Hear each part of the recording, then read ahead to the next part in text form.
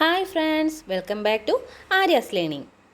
ഇന്ന് നമ്മൾ നോക്കാൻ പോകുന്നത് 7ാം ക്ലാസ്സിലെ സാമൂഹ്യശാസ്ത്രത്തിലെ 3ാമത്തെ ചാപ്റ്ററാണ്, ചെറുത്തുനിൽപ്പുകളും ഒന്നാം സ്വാതന്ത്ര്യ സമരവും.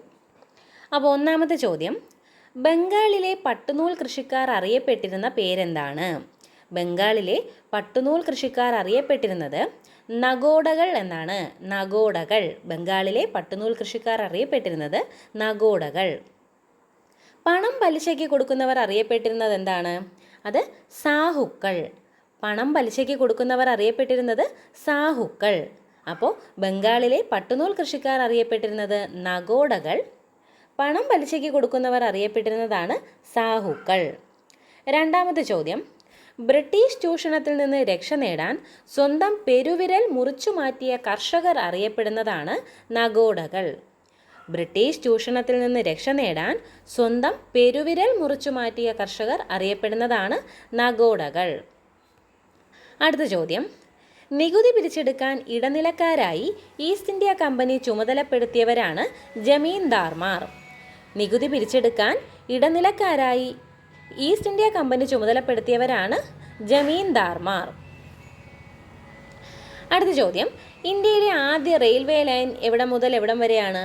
ബോംബെ ടു താനെയാണ്. ഇന്ത്യയിലെ ആദ്യ റെയിൽവേ ലൈൻ ബോംബെ ടു താനെയാണ്. ഇന്ത്യയിൽ ഓടിത്തുടങ്ങിയ ആദ്യ തീവണ്ടിയിലെ കോച്ചുകളുടെ എണ്ണം എത്രയാണ്? 14. ഇന്ത്യയിൽ ഓടിത്തുടങ്ങിയ ആദ്യ തീവണ്ടിയിലെ കോച്ചുകളുടെ എണ്ണം 14. ഇന്ത്യയിലെ ആദ്യ തീവണ്ടി യാത്രയിലെ യാത്രക്കാരുടെ എണ്ണം 400 ആണ്.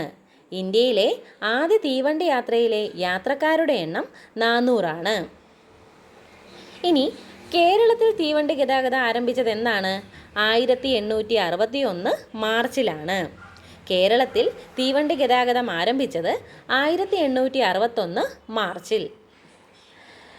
ബ്രിട്ടീഷ് ആധിപത്യത്തെ തുടർന്ന് ഇന്ത്യയിലെ കൈത്തറി മേഖലയിലുണ്ടായ തകർച്ചയുടെ കാരണങ്ങൾ എന്തൊക്കെയാണ്? എന്താണ് ചോദ്യം? ബ്രിട്ടീഷ് ആധിപത്യത്തെ തുടർന്ന് ഇന്ത്യയിലെ കൈത്തറി മേഖലയിലുണ്ടായ തകർച്ചയുടെ കാരണങ്ങൾ എന്തൊക്കെയാണ്? 1. അസംസ്കൃത വസ്തുവായ പരുത്തി ബ്രിട്ടനിലേക്ക് വൻതോതിൽ കയറ്റി അയച്ചത്. 2. ബ്രിട്ടനിലെ യന്ത്രനിർമ്മിതങ്ങളായ വില കുറഞ്ഞ തുണിത്തരങ്ങൾ വൻതോതിൽ ഇന്ത്യയിലേക്ക് ഇറക്കുമതി ചെയ്തത്. അപ്പോൾ എന്തൊക്കെയാണ്? അസംസ്കൃത വസ്തുവായ പരുത്തി ബ്രിട്ടനിലേക്ക് വൻതോതിൽ കയറ്റി അയച്ചു.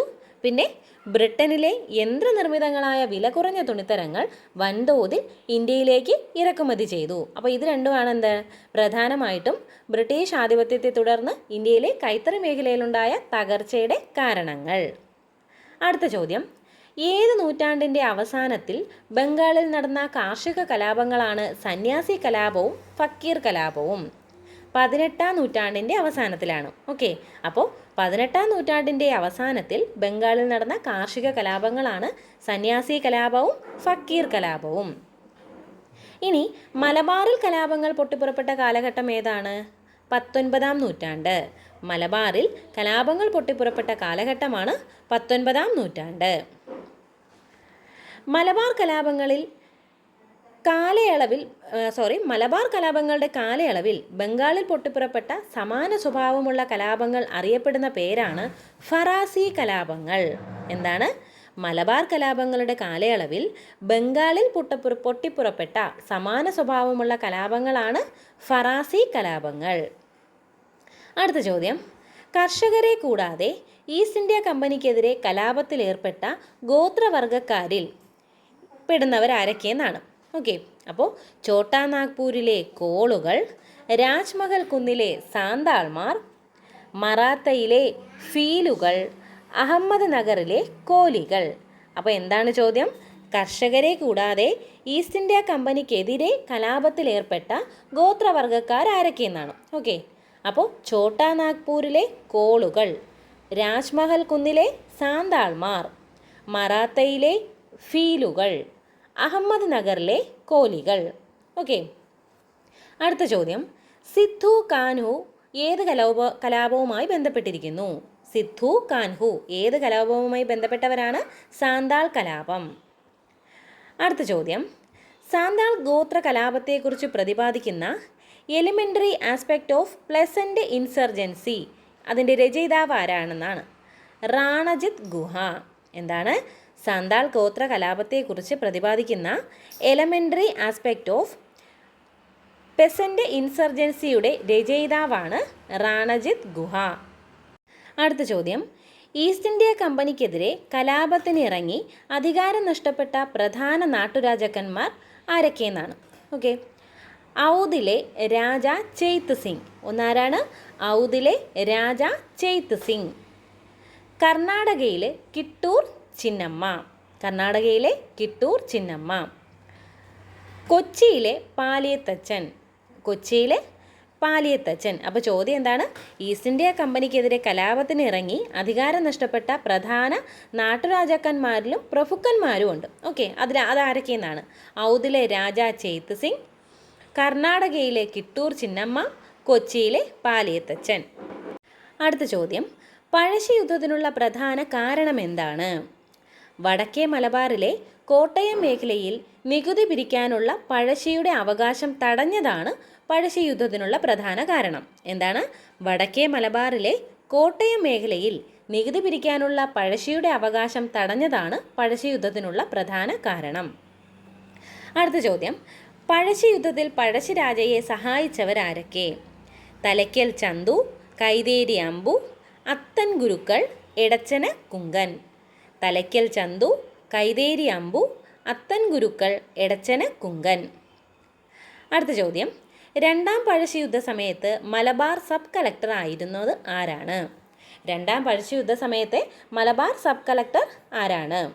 TH ബേബർ. TH ബേബർ. അടുത്ത ചോദ്യം, ബ്രിട്ടീഷ് വിരുദ്ധ പോരാട്ടങ്ങൾക്ക് തിരുവിതാംകൂറിൽ നേതൃത്വം നൽകിയതാര്? വേലുത്തമ്പി ദളവ. ബ്രിട്ടീഷ് വിരുദ്ധ പോരാട്ടങ്ങൾക്ക് തിരുവിതാംകൂറിൽ നേതൃത്വം നൽകിയത് വേലുത്തമ്പി ദളവ. ഓക്കെ, ഇനി നമ്മൾ നേരത്തെ പറഞ്ഞ കുറച്ച് പോയിൻറ്റ്സ് ആണ്. ഇന്ത്യൻ റെയിൽവേ ആരംഭിക്കുന്നത് 1853 ഏപ്രിൽ 16 അന്ന് വൈകുന്നേരം 3:35 ബോംബെയിൽ നിന്ന് താനെയിലേക്കുള്ള ആദ്യ തീവണ്ടി കൂകിപ്പാഞ്ഞത്. 14 കോച്ചുകളുള്ള ഈ വണ്ടിയിൽ 400 യാത്രക്കാർ ഉണ്ടായിരുന്നു. 1861 മാർച്ചിൽ തിരൂരിൽ നിന്ന് ബേപ്പൂരിലേക്ക് കേരളത്തിലേക്ക് ആദ്യത്തെ തീവണ്ടി ഓടി. ഓക്കെ, ഇതിൽ ബാക്കി എല്ലാ പോയിൻറ്റ്സും പറഞ്ഞു. 1861 മാർച്ചിൽ തിരൂരിൽ നിന്ന് ബേപ്പൂരിലേക്കാണ് കേരളത്തിലെ ആദ്യത്തെ തീവണ്ടി ഓടിയത്. ഓക്കെ, അടുത്ത ചോദ്യം, ബ്രിട്ടീഷുകാർക്കെതിരെ പോരാടാൻ വേലുത്തമ്പി ദളവയെ സഹായിച്ചത് ആര്? പാലിയത്തച്ചൻ. ബ്രിട്ടീഷുകാർക്കെതിരെ പോരാടാൻ വേലുത്തമ്പി ദളവയെ സഹായിച്ചത് ആരാണ്? പാലിയത്തച്ചൻ. അടുത്ത ചോദ്യം, ബ്രിട്ടീഷുകാർക്കെതിരെ പോരാടാൻ കുണ്ടറയിൽ വെച്ച് വേലുത്തമ്പി നടത്തിയ ആഹ്വാനം ഏതാണ്? കുണ്ടറ വിളംബരം. ബ്രിട്ടീഷുകാർക്കെതിരെ പോരാടാൻ കുണ്ടറയിൽ വെച്ച് വേലുത്തമ്പി നടത്തിയ ആഹ്വാനമാണ് കുണ്ടറ വിളംബരം 1809. അടുത്ത ചോദ്യം, ഇന്ത്യയിൽ ഒന്നാം സ്വാതന്ത്ര്യ സമരമായി കണക്കാക്കുന്നത് ഏതാണ്? 1857 സ്വാതന്ത്ര്യ സമരം. ഒന്നാം സ്വാതന്ത്ര്യ സമരത്തിന് നേതൃത്വം നൽകിയതാരാണ്? ഇന്ത്യൻ സൈനികരും പിന്നെ ആരാണ്? അവകാശ നിരോധന നിയമത്തിൻ്റെ ഫലമായി അധികാരം നഷ്ടപ്പെടുമെന്നുറപ്പായ നാട്ടുരാജാക്കന്മാരും. ഒന്നാം സ്വാതന്ത്ര്യ സമരത്തിന് നേതൃത്വം നൽകിയത് ആരാണ്? ഇന്ത്യൻ സൈനികരും പിന്നെ ആരാണ്? അവകാശ നിരോധന നിയമത്തിൻ്റെ ഫലമായി അധികാരം നഷ്ടപ്പെടുമെന്നുറപ്പായ രാജാക്കന്മാരും നാട്ടുരാജാക്കന്മാരും. ഓക്കെ, ഇനി ഒന്നാം സ്വാതന്ത്ര്യ സമരത്തിൻ്റെ ആരംഭത്തിലുള്ള കാരണം എന്താണ്? ശിപായികൾക്ക് നൽകിയ എൻഫീൽഡ് തോക്കിലെ തിരകളിൽ മൃഗത്തിൻ്റെ കൊഴുപ്പ് ഉപയോഗിച്ച വാർത്ത പ്രചരിച്ചത്. ഓക്കെ, ഒന്നാം സ്വാതന്ത്ര്യ സമരത്തിൻ്റെ ആരംഭത്തിലുള്ള കാരണം എന്തായിരുന്നു? ശിപായികൾക്ക് നൽകിയ എൻഫീൽഡ് തോക്കിലെ തിരകളിൽ മൃഗത്തിൻ്റെ കൊഴുപ്പ് ഉപയോഗിച്ച വാർത്ത പ്രചരിച്ചത്. പിന്നെ ഒന്നെന്താണ്? ശിപായികൾക്ക് വിതരണം ചെയ്തിരുന്ന റൊട്ടി എല്ല് പൊടി ചേർത്ത ഗോതമ്പ് കൊണ്ടാണെന്ന വാർത്ത പരന്നത്. ഓക്കെ, അപ്പോൾ പ്രധാനമായും 2 കാരണമാണ് പറഞ്ഞത്. ഒന്നെന്താണ്? ശിപായികൾക്ക് നൽകിയ എൻഫീൽഡ് തോക്കിലെ തിരകളിൽ മൃഗത്തിൻ്റെ കൊഴുപ്പ് ഉപയോഗിച്ചെന്ന വാർത്ത പ്രചരിച്ചത്. 2, ശിപായികൾക്ക് വിതരണം ചെയ്തിരുന്ന റൊട്ടി എല്ല് പൊടി ചേർത്ത ഗോതമ്പ് കൊണ്ടാണെന്ന വാർത്ത പരന്നത്. അടുത്ത ചോദ്യം, ശിപായികൾക്കിടയിൽ നിന്ന് ആദ്യമായി പ്രതിഷേധം ഉയർത്തിയതാരാണ്? മംഗൾ പാണ്ഡെ. ശിപായികൾക്കിടയിൽ നിന്ന് ആദ്യമായി പ്രതിഷേധമുയർത്തിയതാരാണ്? മംഗൾ പാണ്ഡെ. ഇനി കലാപത്തിന് കാൺപൂരിൽ നേതൃത്വം കൊടുത്തത് ആരാണ്? താന്തിയ തോപ്പിയും നാനാ സാഹിബും. കലാപത്തിന് കാൺപൂരിൽ നേതൃത്വം കൊടുത്തത് താന്തിയ തോപ്പി, നാനാ സാഹിബും. ഇനി കലാപത്തിന് ഝാൻസിയിൽ നേതൃത്വം കൊടുത്തത് ആരാണ്? റാണി ലക്ഷ്മിബായി. കലാപത്തിൽ ഝാൻസിയിൽ നേതൃത്വം കൊടുത്തത് ആരാണ്? റാണി ലക്ഷ്മിബായി. ഇനി കൺവർ സിംഗ് എവിടെയാണ് നേതൃത്വം കൊടുത്തത്? ആരായിലാണ്. ആരാ. കലാപത്തിൽ കൺവർ സിംഗ് നേതൃത്വം കൊടുത്തത് എവിടെയാണ്? ആരാ. കലാപത്തിൽ ഫൈസാബാദിൽ നേതൃത്വം കൊടുത്തത് ആരാണ്? മൗലവി അഹമ്മദുള്ള. ഫൈസാബാദിൽ മൗലവി അഹമ്മദുള്ള. ഇനി ബീഗം ഹസ്രത്ത് മഹൽ എവിടെയാണ് നേതൃത്വം കൊടുത്തത്? ലക്നൌവിലാണ്. ബീഗം ഹസ്രത്ത് മഹൽ എവിടെ നേതൃത്വം കൊടുത്തു? ലക്നൌവിൽ. ഓക്കെ. അപ്പോൾ കാൺപൂരിൽ താന്തിയ തോപ്പി നാനാ സാഹിബ്, ഝാൻസിയിൽ റാണി ലക്ഷ്മിബായി, കൺവർ സിംഗ് നേതൃത്വം കൊടുത്തു ആരാ, ഫൈസാബാദിൽ നേതൃത്വം കൊടുത്തു മൗലവി അഹമ്മദുള്ള, ബീഗം ഹസ്രത്ത് മഹൽ നേതൃത്വം കൊടുത്തത് ലക്നൌവിൽ. ഓക്കെ. ഇനി സൈനിക മേധാവികൾക്കെതിരെ സംഘടിതമായ രീതിയിൽ കലാപങ്ങൾ ആരംഭിച്ച സ്ഥലം, അതാണ് മീററ്റ്. അടുത്ത ചോദ്യം, കലാപത്തിനിറങ്ങിയ സൈനികർ ഡൽഹിയിലെത്തി ഇന്ത്യയുടെ ചക്രവർത്തിയായി പ്രഖ്യാപിച്ചത് ആരെയാണ്? ബഹദൂർ ഷാ രണ്ടാമനെയാണ്. കലാപത്തിനിറങ്ങിയ സൈനികർ ഡൽഹിയിലെത്തി ഇന്ത്യയുടെ ചക്രവർത്തിയായി പ്രഖ്യാപിച്ചത് ബഹദൂർ ഷാ രണ്ടാമനെയാണ്. ബഹദൂർ ഷാ സഫറിനെ നാട് കടത്തിയത് എങ്ങോട്ടേക്കാണ്? റങ്കൂണിലേക്കാണ്.